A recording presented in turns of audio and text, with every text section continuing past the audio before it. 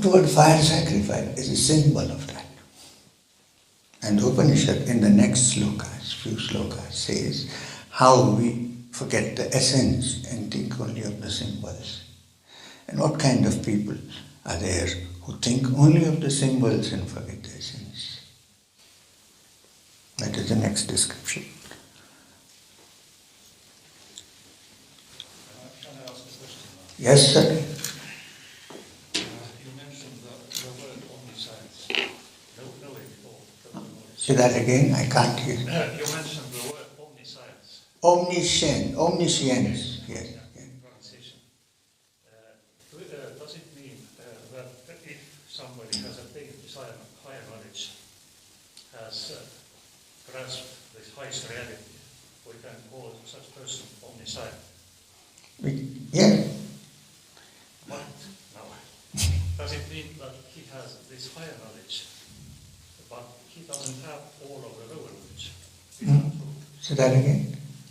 Does it mean that such a person has this higher knowledge, but at the same time he doesn't have all the lower knowledge, which is Quite possible. Quite possible. Because when you touch what the Upanishads are talking about, the highest, then there no longer remains a desire to know anything in the lower areas, except what we need to survive. So it's not necessary for the sage to understand this. However, if he has reached that state, he or she must have reached a high point of one-pointed attention and the capacity to apply his mind to anything he wants to. Therefore, there is a possibility, if such a person wants to understand something in this world, like technology, it's possible for him to understand it faster than another person who doesn't have this capacity. That much is there. But that doesn't mean he should know everything. Yeah. It's interesting because some people think that when you say you have touched the Supreme, which is omniscient, omnipotent and so on, then you are supposed to know even things about weaving cloth and things you don't know. But if you need to know, it's not so difficult to know as it's with other people. Knowing becomes, but it's not required, that's what I mean. Because look, you're so satisfied and so happy and finally you've reached the ultimate, so it doesn't mean anything. But suppose I need to learn the technology of how to transfer this to somebody else because I think it is very important, then I might have to study a little bit of internet. But it's not so difficult. This is what I'm trying to say. Because mind has expanded, it's very easy to tap anything you want. But at one time, it doesn't mean that everything is there at this moment. That's what I'm talking. I hope I'm clear in some way. Thank you.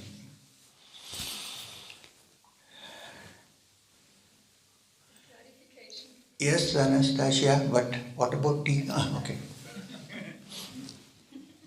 I can't argue with her, so.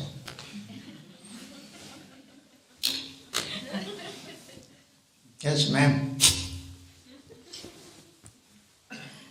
Would that mean that the sage or the omniscient person, if he does not, if the ordinary lower knowledge, he doesn't have that, does it also mean that he would not know about the inner knowledge, an inner knowing of people, an internal knowing, a seeing, a reading of people's minds or their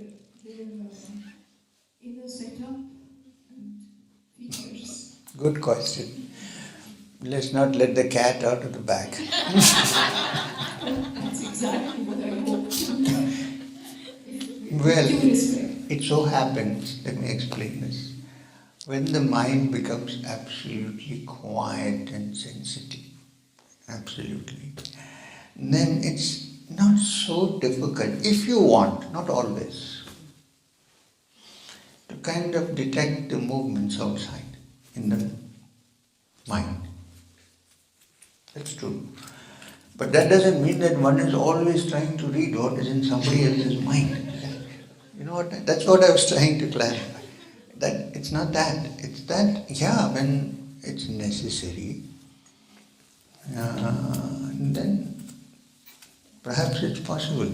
Because you see, the mind has become so clear, like a curtain, not like a mirror, that it can reflect everything. In fact, I feel myself that when you first ascend to the higher levels of consciousness, and then when you come back to the earth, not physical, the mind, when it comes back, it requires a great deal of effort to survive on this earth because you're bombarded by thoughts.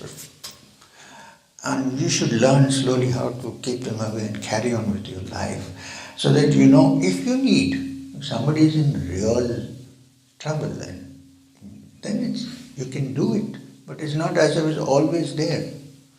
Imagine me sitting here and I'm reading all you guys' thoughts. How do I function? It's a mess. Much of it is muck, but what do I do? I'm sorry.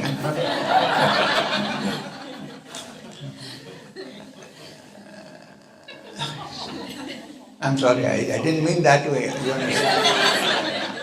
What I mean is, so you're right in a way, yes. But let's not advertise that. Then you know what will happen? People come to you and instead of telling you their problems, they'll just sit down and say, come on, you can read it now. Sometimes when someone actually talks and says and confesses and talks about their problems, they get solved even without an answer. That's what the psychiatrist does in the chair. He makes you talk, or she makes you talk, and finally everything is exhausted. Now you don't know what to say. He says, go home. Thank you.